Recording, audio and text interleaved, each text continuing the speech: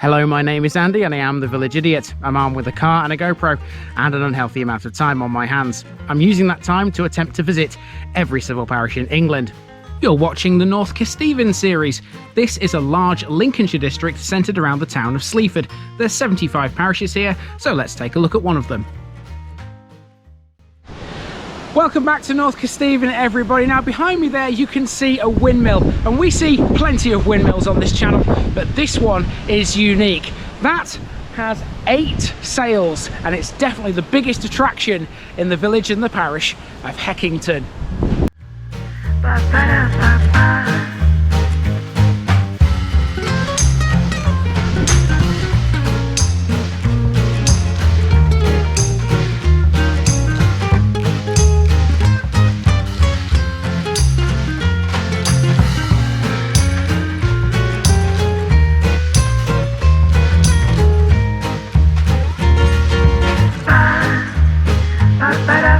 The North Kesteven series is sponsored by JamesI Cycles 01427 617 752. For all your cycling needs, this is your one-stop shop located at 20 Ropery Road, Gainsborough, or online at GainsboroughCycles.com. There's a link in the description. JamesI Cycles, ask for Trevor Halstead. Here's my disclaimer for people who may be watching me for the first time. I say things as I would in my native accent and dialect. As a result, I may not pronounce things in the same way as the locals do. Remember, I'm a visitor. It's impossible to know everything. Leave me a comment, spin me a like, and bash that subscribe button. Let's get to today's parish video.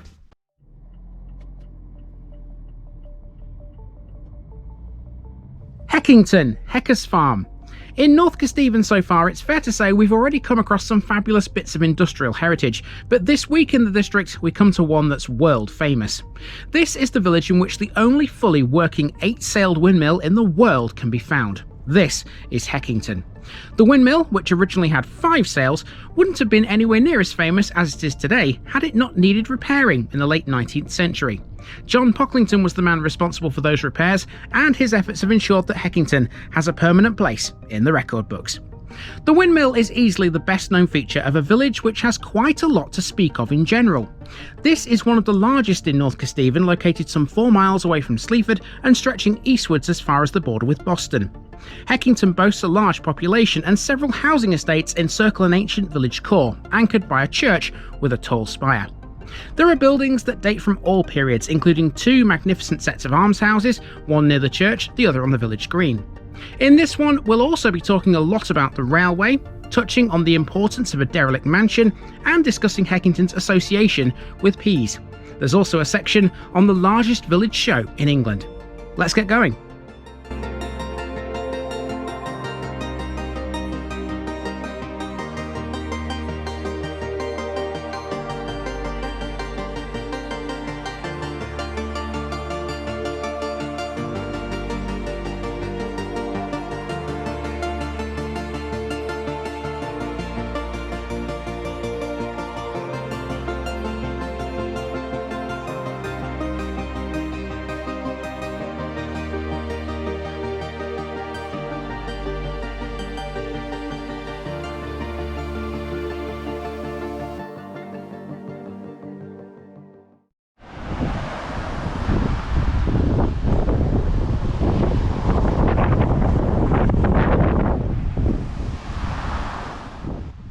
There can be no better place to begin a video in Heckington than the world-famous 8-sailed windmill.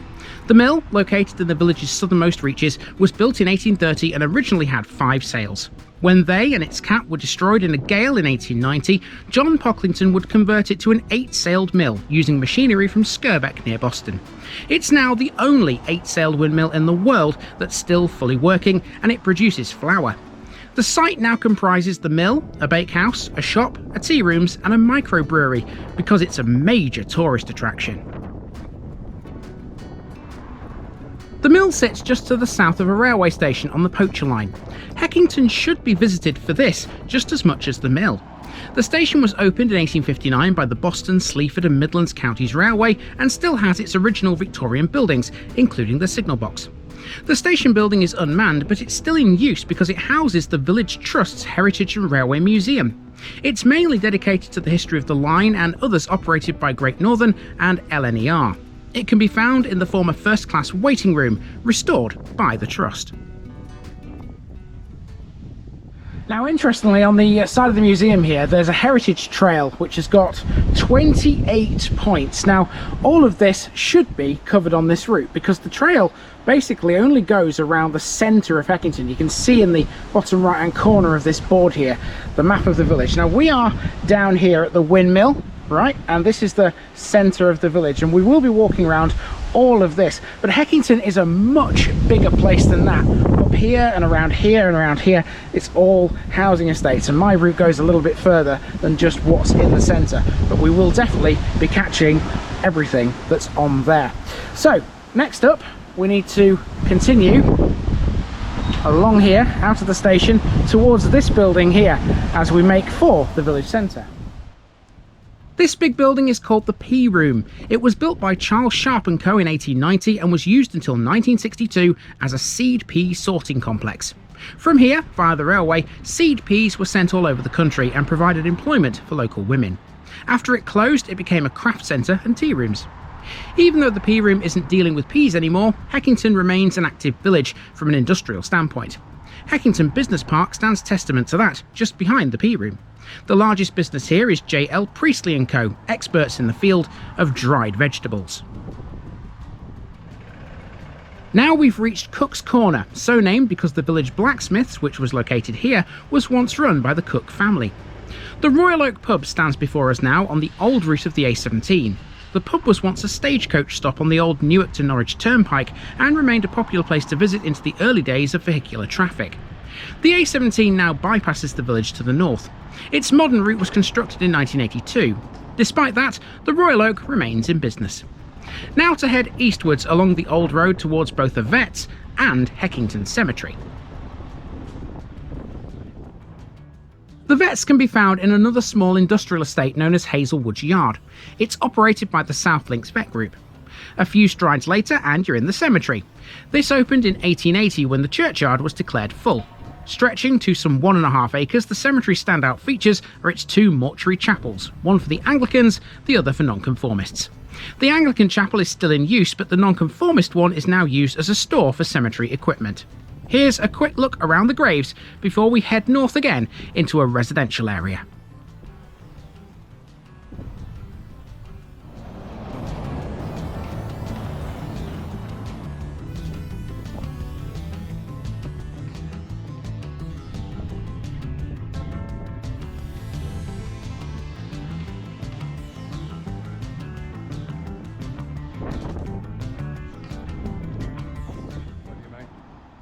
Now, given the size of Heckington, the fact it has shops is pretty much a given.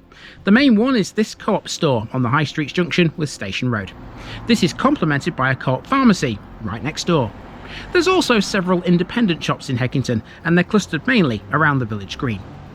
Next, we pass the village hall. This was built by the former village surgeon, Moses Franks. He did so at his own expense on land which used to form part of his garden. Known as Frank's Hall, therefore, it began its life as a temperance hall where meetings could be held without drinking. Samuel Jessup, a Guinness World Record holder, was a resident of the High Street. He downed over 220,000 pills between 1791 and 1816.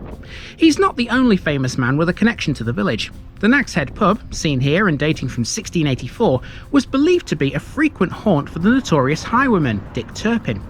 When Turpin was hanged in York in 1739, the crime for which he was executed was committed in Heckington. He stole 3 horses from village native Thomas Creasy, although he was only found guilty of stealing 2.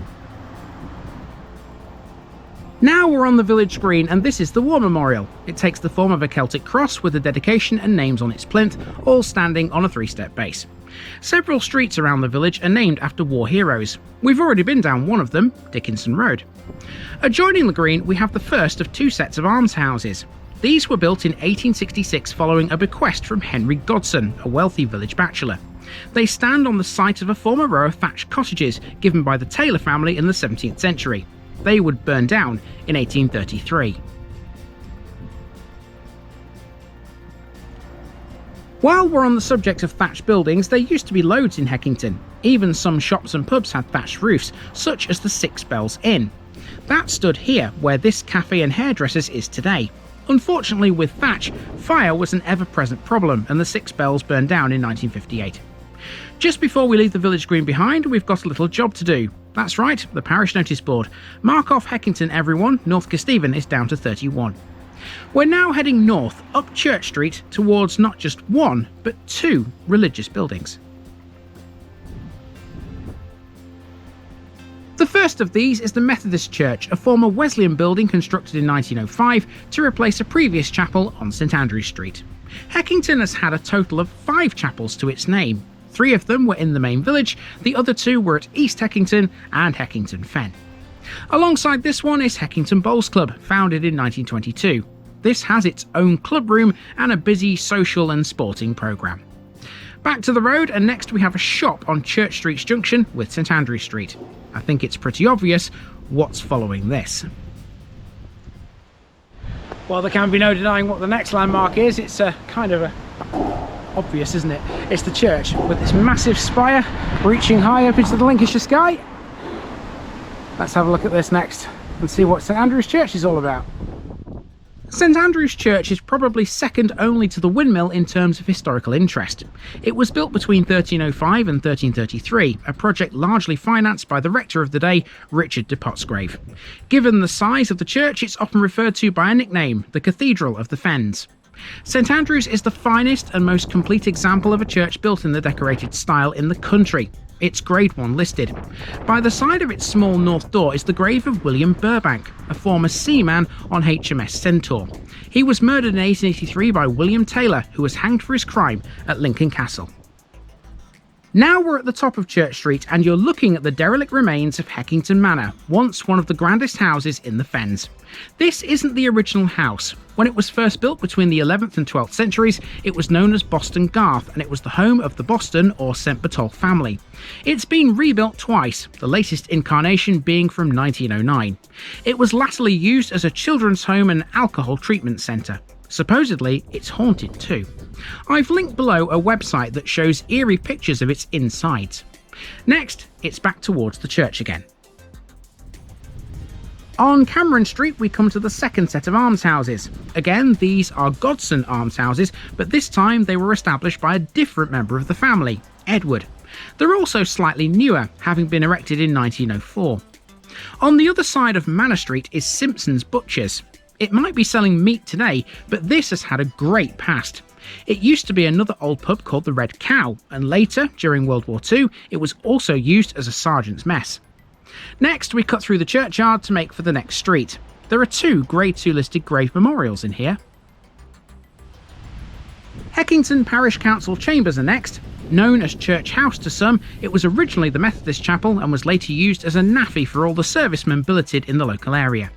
St Andrew Street also contains the old police station, the remains of its cells, and an old tithe barn.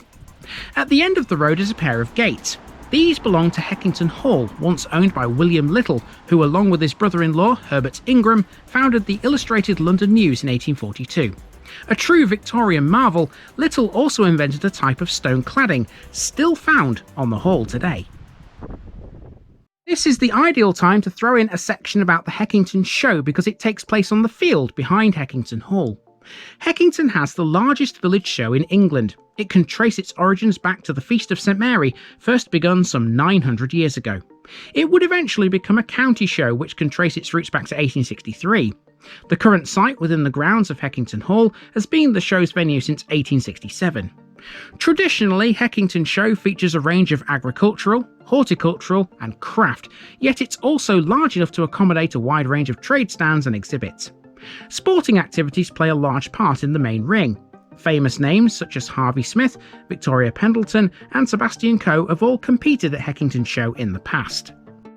Heckington Show is a registered charity, organised and managed by an enthusiastic team of volunteers. The showground is unique and has an enchanting atmosphere, which makes it such a pleasure to visit or participate in. Because of the way the show is run and the huge voluntary effort that goes into its success, attending the show is considered excellent value for money. The history of the show has been brought together in print. The Heckington Show book, written by life member and long-standing cycling secretary Ray Bell, gives a detailed history of the show from an insider's view. Author, broadcaster and historian Alan Stennett has described the show in the past as one of the finest examples of a community effort in the whole of the UK. In 2018, the society, which runs it all, was given the Queen's Award for voluntary service. Okay, now the route starts to go away from the village centre and we're going to start and get into some more residential areas as we come sort of around the centre back to the beginning, to the windmill. A lot of this will be housing, there's not many landmarks, and the ones that are here are sort of few and far between, if you like. Before we leave the centre though, there we have Heckington Wesleyan Reformed Chapel, built in 1852 according to the date stone above its windows. Let's continue. On the junction of Eastgate and Cameron Street, we find the HQ of Heritage Lincolnshire, a charity that aims to conserve the rich history of the county for the benefit of people who live and work in it. The building, as I'm sure you'll have guessed already, was one of the old village schools. Cameron Street continues eastwards, but we're not going that way. After a quick look up there, we're heading north again towards the current school. In this area, we're in the vicinity of a former gasworks. Opened in 1860, it produced gas from coal, transported into the village via the railway. It was demolished in 1964. Here's the school. Education history here goes like this. A national school first opened in the 1830s and was located on Cameron Street from 1873. In 1951 it became a Church of England controlled school and new buildings opened on Howell Road in 1962. It's used its current name since 1999. Next to it today there's a community swimming pool dug out by the locals in 1974. At that time there was a strong feeling that all school children should benefit from learning to swim. In 2009 the pool was handed over to the community. It's at the entrance to the playing field, which we will now cross. The playing field, 12 acres in size, is where several sports teams play, including Heckington Cricket Club, members of the South Links and Border League. In the summer, the field is also used as a campsite location for visitors and traders attending the Heckington Show, operated under the watchful eye of the pavilion. Having crossed the field, we're now into a huge housing estate that dominates the western half of the village. A lot of these streets are named after important folks from Heckington's past. The main street, Godson Avenue, should now be self-explanatory.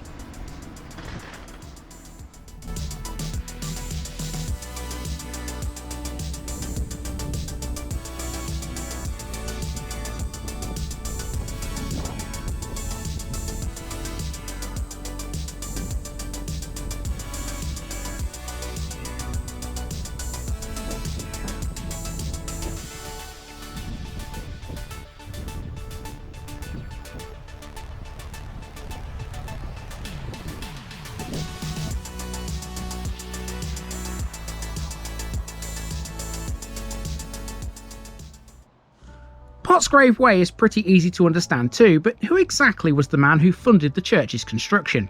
Well, he was a wealthy member of the royal household as chaplain to Edward I, II and III. He had the unenviable task of collecting the body of Edward II from Berkeley Castle after his murder. We're now starting to make for the finish. This is Millview Surgery, the main health centre located on the old route of the A17 west of the village centre. You can catch a bus here. The two main ones are the numbers 37 and the M3, meaning Boston and Sleaford are both within easy reach. The remainder of the walk sees us traverse the western arm of the High Street, then head back to the Windmill via Banks Lane and New Street. Banks Lane is named after the family of the same name, who were the last occupants of an earlier Heckington Hall. The site of that is now under the Diamond Jubilee cottages. These final few steps also pass by the site of Cobham Hall, a demolished mansion where the Cobham family, once implicated in a plot against James I in the Civil War, once lived. The hall's stone was reused to build both the Nag's Head and a house in St Andrew Street.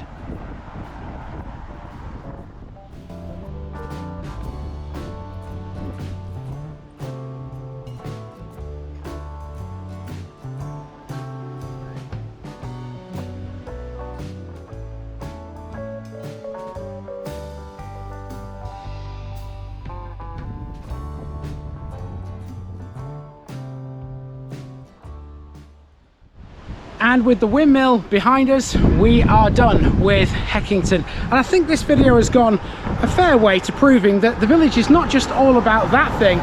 This has a lot more to it as well. And we're not quite finished either. We now need to take a little drive out to the east towards Boston to finish this one off completely. Even though that was a lengthy walk around Heckington, it should be noted that the village is a lot larger. Here we're on Kime Road, off of which there are plenty of other residential streets and cul-de-sacs. If you're passing through this area, you may also get a waft of the gorgeous aroma coming from the local chippy, Ruby's Place.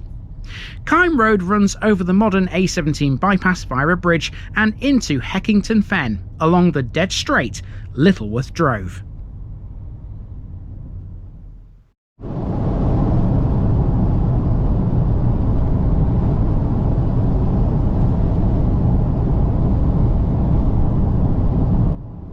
Heckington Fen is exactly what it sounds like. Flat, open farmland with only the big Lincolnshire sky in the distance for company. Absolutely amazing if you ask me.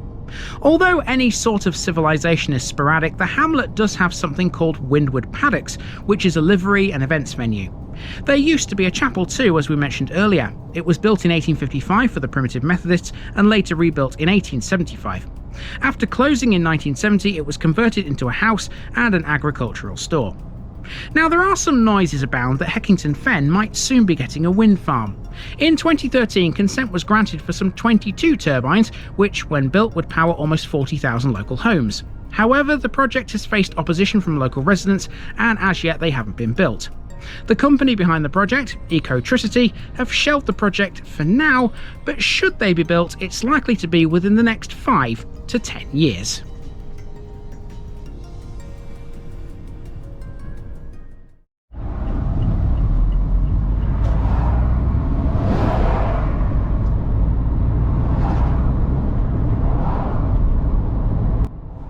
Lastly, it's East Heckington, a smaller village which sits on the A17 between Heckington and Swineshead Bridge. It used to be on the old Boston Road, which was a very windy affair.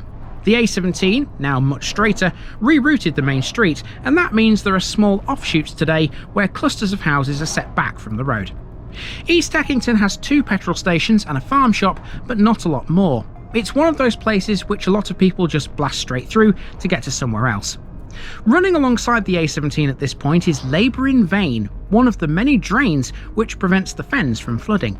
How it gets its very odd name, I do not know, but I suppose it's one of those great little quirks of Lincolnshire life.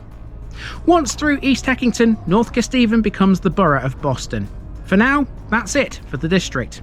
Come back though very soon for the next run, as we start to head north once again towards the River Witham. See you later.